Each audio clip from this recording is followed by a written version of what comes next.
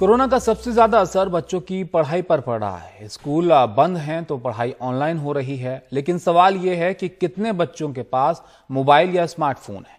राजस्थान के सरकारी आंकड़े देखें तो सरकारी स्कूलों के 83 लाख स्कूली बच्चों में से सिर्फ 33 लाख बच्चे ही हैं जो ऑनलाइन क्लासेस से जुड़ पाए।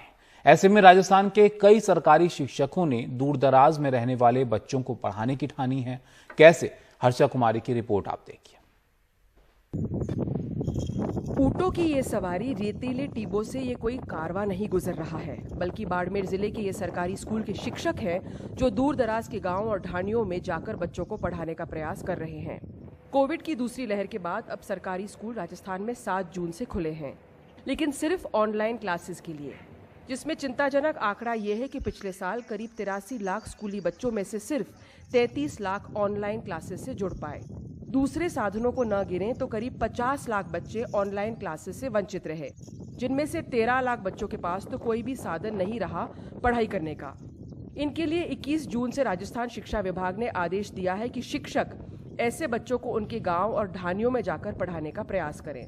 जो ऑफलाइन स्टूडेंट है उनको आओ घर से सीखें अभियान के तहत जो बच्चे ऑफलाइन हैं उनको हमारी शिक्षकों की टीम द्वारा घर घर जाकर, जो घरों के ऊपर घर है, जो दूर है, नेटवर्क नहीं है, वहाँ पर ऊँट के माध्यम से जो टीचर जाकर उनको बच्चों को पढ़ा रहे हैं। बाड़मेर के पश्चिमी धोरों के बीच शिक्षक ऊँट पे बैठ के उन गांवों तक पहुंच रहे हैं जहां नेटवर्क ना के बराबर आता है। कमरा नहीं है, लेकिन रेगिस्तान की टीलों पर पेड़ की छांव में पढ़ाई जारी है ताकि कोविड के बीच में बच्चों की शिक्षा ना छूट जाए। हमारी ढाणियाँ दोरा में, इसलिए नेटवर्क नहीं पकड़ता, इसलिए गुरुजी ऊँट पर सवार होके आते हैं, हमको पढ़ाते हैं।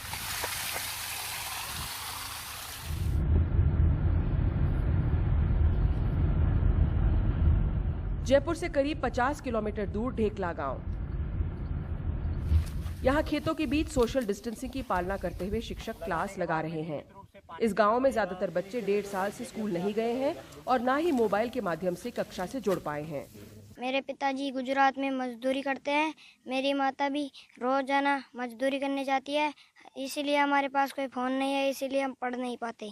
मेरे पापा काम करते हैं, फ़ोन को साथ ले जाते हैं, रात को लेट आते हैं, इसलिए नेटवर्क की दिक्कत है, इसलिए मैं और मेरी बहन पढ़ नहीं पाते हैं। गांव और ढाणियों में बारी बारी से शिक्षक पहुंचते हैं, पढ़ाई होती है और फिर होमवर्क दिया जाता है।